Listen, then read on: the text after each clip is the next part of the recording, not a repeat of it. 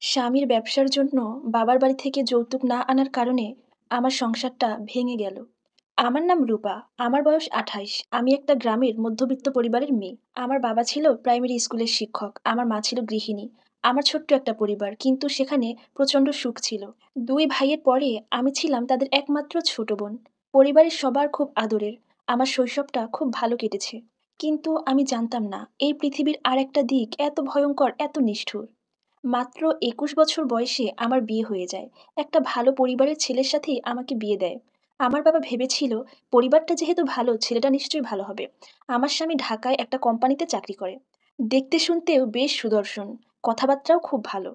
তার নাম রবি। সবাই তাকে দেখে বলেছিল ছেলেটা তো খুব ভালো, রূপার ভাগ্যটা এবার খুলে যাবে।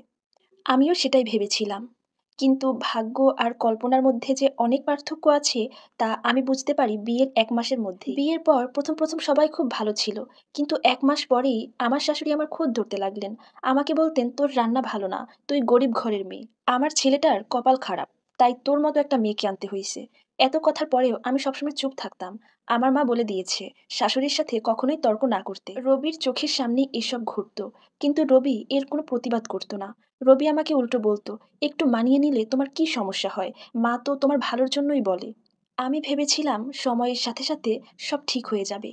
কিন্তু সময়ের সাথে সাথে ঝড়টা আরো তীব্র আকার ধারণ করলো। শ্বশুরবাড়িতে সবাই পণ নিয়ে কথা বলতে শুরু করলো। আমার বাবার অনেক কিছু দেওয়ার সামর্থ্য ছিল না। কিন্তু বিয়েতে বলা হয়েছিল, রবিকে যদি একটা মোটরসাইকেল কিনে দেয়া হয়, তাহলে তার অফিসে যাতায়াতে সুবিধা হবে। আমার বাবা অনেক কষ্ট করেই রবিকে একটা মোটরসাইকেল কিনে দিয়েছিল। আমার বাবা ভেবেছিল মোটরসাইকেল কিনে দিলে হয়তো তার মেয়েটা ভালো থাকবে। কিন্তু কি করার, সুখ তো আমার কপালে লেখা নেই। মোটরসাইকেল দেয়া শেষ হলে তারা এখন টাকার দাবি করছে। রবির ব্যবসার জন্য কিছু টাকা এনে দাও। আমি এই কথা বাবাকে জানালে বাবা একটা দীর্ঘশ্বাস ফেলে বলে, "আমি আর কত দেব মা?" আমি আর কিছু বলতে পারতাম না। শুধু রাত জেগে কাঁদতাম আর বালিশ ভেজাতাম। সেদিন রাতে রবি আমাকে ১ম বারের মতো মারল। কারণ কি জানেন? কারণ হলো আমি ওর চাটা শুধু একটু ঠান্ডা করে দিয়েছিলাম। সেদিন আমি বুঝেছিলাম ভালোবাসার আড়ালেও লুকিয়ে থাকে আগুন। তারপর থেকে মারধর রেগুলার হয়ে উঠল। আমার শাশুড়ি এগুলো পাশে বসে দেখত আর বলতো, "মেয়ে মানুষ মার না খেলে মানুষ হয় না।" আমি ভাবতাম, এ কেমন পৃথিবী, এ কেমন দিন কাটাচ্ছি আমি। এভাবেই একটা একটা করে দিন কাটতে লাগলো। আমি হাসতাম না, ঠিক করে কথা বলতাম না। শারীরিক এবং মানসিক নির্যাতনে জর্জরিত ছিলাম আমি। ভিতরে ভিতরে পড়তাম, শুধু সুন্দর একটা সংসার করছি আমি, এমন মুখোশ পড়েছিলাম। একদিন রাতে রবি বাসায় নেশা করে এসেছে। আমি ওকে খেতে দিয়েছিলাম। খাবার প্লেট আমার গায়ে ছুঁড়ে মেরে বলেছিল, "তুই কিচ্ছু করতে পারিস না।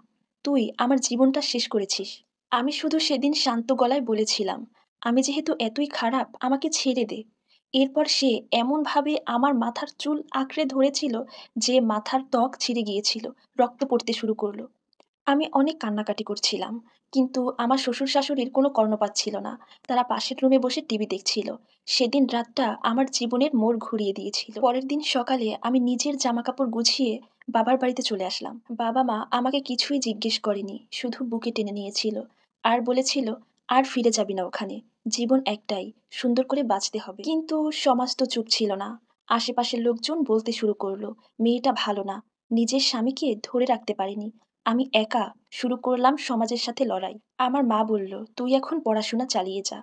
আমি সেই সময় এক দর্জির দোকানে কাজ শুরু করলাম। সারাদিন সেলাইয়ের কাজ করতাম আর রাতে অনলাইন ক্লাস। আশেপাশের সবাই আমাকে নিয়ে হাসাহাসি করত। বলতো, "বউ এখন কাজ করছে।" কিন্তু তাদের কথায় আমি একটুও বিচলিত হইনি। আমি আমার কাজ চালিয়ে যেতে লাগলাম। আস্তে আস্তে আমি নিজেই একটা বুটিক হাউস দিলাম। এখন আমার সেই হাউসে ৫ জন মেয়ে কাজ করে, যাদের জীবনের গল্প আমার মতো। আমি এখন অন্য মেয়েদের বলি, চুপ থেকো না। অন্যায়ের বিরুদ্ধে প্রতিবাদ করো। আমরা কেউ দোষী না। আমাদেরও বেঁচে থাকার অধিকার আছে। সংসার বা পরিবার কখনোই তোমাকে ভাঙতে পারবে না, যদি তুমি নিজের পাশে দাঁড়াও।